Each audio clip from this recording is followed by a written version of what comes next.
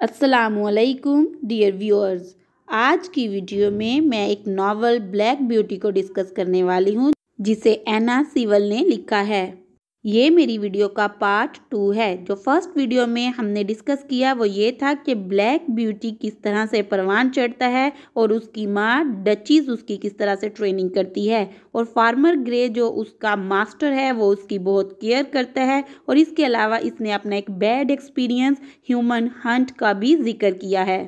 इस नावल का point of view first person है क्योंकि ये एक ऑटोबायोग्राफी है एक हॉर्स की जो अपने साथ होने वाले तमाम इंसिडेंट्स को बयान करता है। So welcome to my channel learning studio 786। कहानी को अच्छे से जानने के लिए सबसे पहले हम इसके मेन कैरेक्टर्स देखते हैं। तो मेन कैरेक्टर है हॉर्स क्योंकि ये उसी की ऑटोबायोग्राफी है और उसका नाम ब्लैक ब्यूटी है। ये अपने साथ होने वाले तमाम वाकयात का जिक्र करेगा और बचपन से लेकर बुढ़ापे तक की सारी कहानी सुनाएगा। अपने ग्रूम्स, अपने मास्टर्स, अपने कंपेनियंस की बात करता है और ये खुद बहुत ही काइंड और जेंटल है बाय नेचर। नेक्स्ट कैरेक्टर है फार्मर ग्रे। फार्मर ग्रे के पास ब्लैक ब्यूटी शुरू के 3 साल रहता है। जब ब्लैक ब्यूटी 4 साल का होता है तो फार्मर ग्रे ब्लैक ब्यूटी की राइडिंग हॉर्स के तौर पर ट्रेनिंग करता है। ये अपने वर्कर्स और एनिमल्स के साथ बहुत ही अच्छा बिहेव करता है। ये काइंड नेचर है और हॉर्सेस की ट्रेनिंग भी अच्छे तरीके से करता है। नेक्स्ट जो कैरेक्टर्स हैं वो स्क्वायर गॉर्डन और मिसिस गॉर्डन हैं। ये ब्लैक ब्यूटी के न्यू मास्टर्स हैं। ये भी हॉर्सेस से बहुत अच्छा सलूक करते हैं, बिल्कुल भी बैडली ट्रीट नहीं करते। और मिसिस गॉर्डन ही इस हॉर्स को ब्लैक ब्यूटी का नाम देती है। ब्लैक ब्यूटी स्क्वायर गॉर्डन के पास 4 साल से भी ज़्यादा अरसा गुजारता है। स्क्वायर गॉर्डन के स्टेबल में बहुत से और भी हॉर्सेस हैं जिनसे ब्लैक ब्यूटी की फ्रेंडशिप हो जाती है और ये आपस में अपनी फीलिंग्स और अपने इंसिडेंट्स शेयर करते हैं। जो इसके कंपेनियंस हैं उसके नेम हैं जिंगर, पॉनी, जस्टिस और सर ओलिवर। इसमें जिंगर जो है ये बहुत गुस्सा करने वाला घोड़ा है जबकि हकीकत में ये बहुत इंसाफ पसंद है। पोनी बहुत सोसिएबल है। जस्टिस एक गुड फ्रेंड है जबकि सर ओलिवर जो है एक ओल्ड हॉर्स है और उसकी टेल फैशन के तौर पर काट दी जाती है।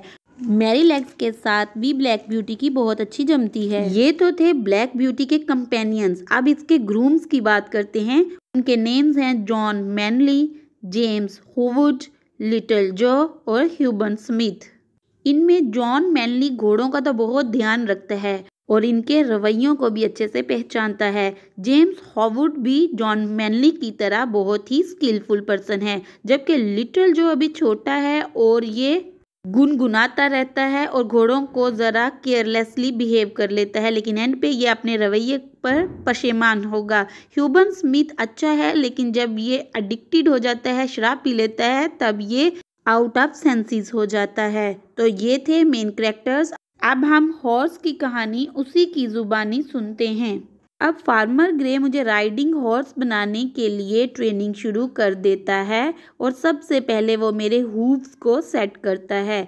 फिर वो मुझे ब्राइडल पहनाता है जो मुझे बिल्कुल भी पसंद नहीं आती है और वो मुझे एक्स्ट्रा ग्रेन्स देता है और मेरा गुस्सा ख़त्म हो जाता है। और आहिस्ता आहिस्ता उसने मुझे सैडल पहनाना भी शुरू कर दी और सैडल को मेरी बैक पर बांध देता है। मैं इन तमाम चीज़ों का आदी हो जाता हूँ तो फिर वो मुझे हार्नस पहनाता है और फिर मुझे डिफरेंट एनिमल्स मतलब काउज, शीप के साथ रखा जाता है ताकि मैं डिफरेंट एनवायरनमेंट में एडजस्ट कर सकूँ।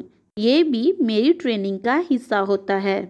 इस फार्म हाउस के पास से एक स्टीम ट्रेन गुजरती है और मैं उसकी आवाज़ से डरता हूँ जबकि दूसरे एनिमल्स कुछ भी रिएक्ट नहीं करते हैं। आहिस्ता आहिस्ता मैं भी इस माहौल का, इस आवाज़ का यूज टू हो जाता हूँ। फार्मर ग्रे बहुत नाइसली मेरी ट्रेनिंग करता है जो एक हॉर्स कार्ट के लिए बहुत ज़रूरी होती है। अब मुझे स्क्वायर गार्डन नामी शख्स को बेच देता है। मैं वहाँ पे एक नई ज़िंदगी शुरू करता हूँ। इस जगह का नाम बिटविक पार्क है। यहाँ स्क्वायर गार्डन का घर है। मैं सवारी करने वाले घोड़े और बग्गी में जुतने वाले घोड़े के तौर पर काम करता हूँ। स्क्वायर गॉर्डन और उसकी वाइफ मुझे पसंद करते हैं और उन्होंने ही मुझे ब्लैक ब्यूटी का नाम दिया है। वहाँ पर स्टेबल होता है जिसका ग्रूम जॉन मैनली नाम का एक लड़का है। वो घोड़ों का अच्छे से ध्यान रखता है और इसके अलावा वहाँ पे एक और लड़का है जिसका नाम है जेम्स हॉवुड। ये भी जॉन मैनली की तरह घोड़ों की अच्छे से केयर करता है। जब मुझे बग्गी में जोता जाता है तो मेरे साथ एक और मेरा कंपेनियन जिसका नाम जिंगर है वो भी साथ होता है। हम दोनों मिलकर बराबर का वजन खींचते हैं। संडे को हॉलीडे होती है और तमाम हॉर्सेस को मीडो में छोड़ दिया जाता है। बगैर किसी हार्नेस और सैडल के सारा दिन मज़े से गुजरता है। एक दफ़ा वहाँ एक आदमी सिगरेट पीते हुए वहाँ स्टेबल में आता है और उसके सिगरेट की आग की वजह से पूरे स्टेबल में आग लग जाती है। तो जेम्स तमाम हॉर्सेस को अपनी जान पर खेलकर बचाता है। मेरी वहाँ पर 2 घोड़ों जिंगर और मैरी लेग से बहुत अच्छी फ्रेंडशिप हो जाती है और बहुत अच्छे दिन गुजर रहे हैं। अब वक्त हमेशा एक जैसा नहीं रहता, मेरे बुरे दिन शुरू होने वाले हैं। उनका ग्रूम जेम्स हॉविट उसकी जगह पे लिटिल जो ग्रीन नामी एक लड़का आता है। वो हमेशा सिंगिंग करता रहता है और दूसरे हॉर्सेस उसे बहुत पसंद करते हैं। एक दफ़ा मिसिस गॉर्डन बहुत बीमार हो जाती हैं और मैं डॉक्टर को लाने के लिए तेज़ी से भागता हूँ जितना मैं भाग सकता हूँ और फिर मैं डॉक्टर को वक्त पर ले आता हूँ। मिसिस गॉर्डन की जान बच जाती है लेकिन मैं बीमार हो जाता हूँ। लिटिल जो अभी छोटा है वो मुझे अच्छे से समझ नहीं पाता और वो मेरी टेक केयर भी नहीं कर पाता, तो मैं मज़ीद बीमार हो जाता हूँ। फिर जब जेम्स वापस आता है तो वो मेरी अच्छे से केयर करता है। अब आहिस्ता आहिस्ता मैं ठीक होने लगता हूँ। मिस्टर गॉर्डन मुझे पहले ही बहुत पसंद करते हैं लेकिन अब वो मेरे एहसानमंद हैं। 1 साल मज़ीद गुजर जाता है। अब मेरे अच्छे दिन ख़त्म होने वाले हैं क्योंकि मिसिस गॉर्डन के मुसलसल बीमार रहने की वजह से डॉक्टर ने इन्हें कहीं और शिफ्ट होने का मशवरा दिया है।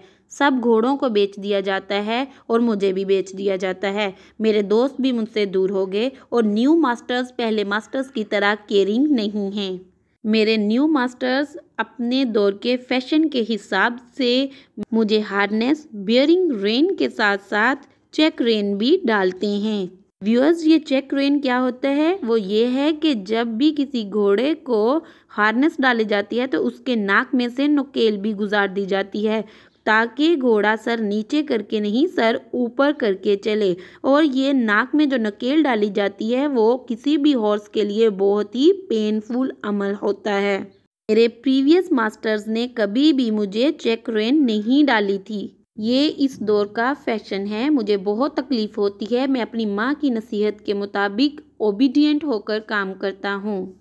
ये दिन बहुत बुरे गुजरते हैं लेकिन इनमें सबसे ज़्यादा वर्स्ट मोमेंट्स और डेज तब आते हैं जब ह्यूबन स्मिथ नामी एक एडिक्टेड मेरा चार्ज ले लेता है।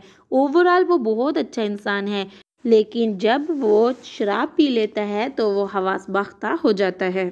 एक दफ़ा हम किसी काम से घर वापस आ रहे होते हैं कि मेरा हॉर्स शू नेल मेरे पाँव से निकल जाता है। डियर व्यूअर्स, ये हॉर्स शू नेल तमाम घोड़ों के पाँव में लगाया जाता है ताकि इनके पाँव ज़ख्मी ना हों।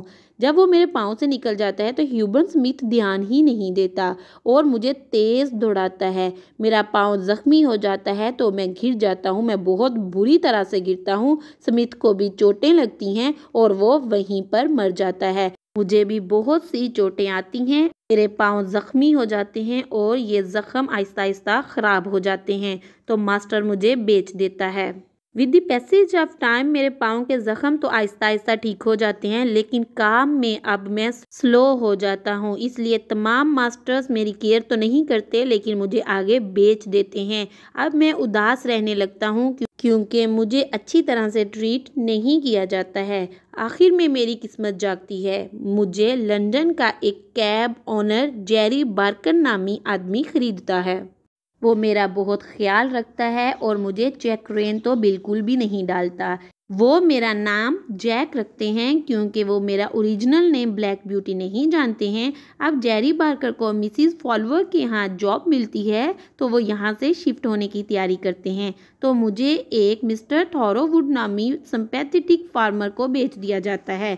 वो भी मेरी बहुत केयर करता है और वो भी मुझे एक पास ही फैमिली को बेच देते हैं। जब इस न्यू फैमिली का ग्रूम मुझे देखता है तो वो मुझे पहचान जाता है कि मैं ब्लैक ब्यूटी हूँ। मैं भी इसे पहचान लेता हूँ, ये लिटिल जो ग्रीन है। मिस्टर जो ग्रीन के उस गॉर्डन फैमिली से अभी भी फैमिली टर्म्स हैं। अब मेरे मास्टर्स ये डिसाइड करते हैं कि वो मुझे कभी भी नहीं बेचेंगे। लिटिल जो अपनी पहली नेग्लिजेंस पर शर्मिंदा है और हमेशा मेरा ख्याल रखता है। अब मेरे बुरे दिन ख़त्म हो जाते हैं। यहीं पर ये ऑटोबायोग्राफी ख़त्म हो जाती है। लेकिन ब्लैक ब्यूटी एक राइडिंग हॉर्स के तौर पर ख़ुद भी बहुत कुछ बर्दाश्त करता है और इसके अलावा वो दूसरे हॉर्सेस के मास्टर्स की बैड ट्रेनिंग्स और क्रूअल एक्ट्स की स्टोरीज सुनता है। रास्तों में सफ़र करते हुए दूसरे मास्टर्स का घोड़ों पर जालमाना तशद्दुद देखता है। इस पूरे नॉवल में एना सीवल ने घोड़े के ज़रिए ये पैगाम देना चाहा है कि सिंपैथी और काइंडनेस ऐसे जज्बात हैं जिनकी ज़रूरत ना सिर्फ इंसानों को बल्कि जानवरों को भी होती है। ये नॉवल विक्टोरियन इंग्लैंड के बहुत से ऐसे फैशंस को दिखाता है जो बहुत फजूल थे और हकीकत में जानवरों के लिए बहुत नुकसानदेह और तकलीफदेह थे।